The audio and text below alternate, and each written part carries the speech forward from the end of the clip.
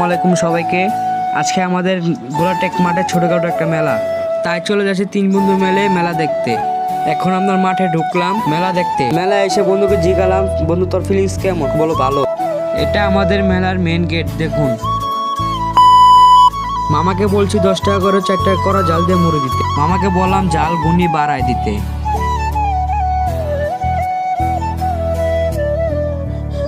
মামার মুড়ি বানানো শেষ, সবাই হাতে দিয়ে দিতেছে।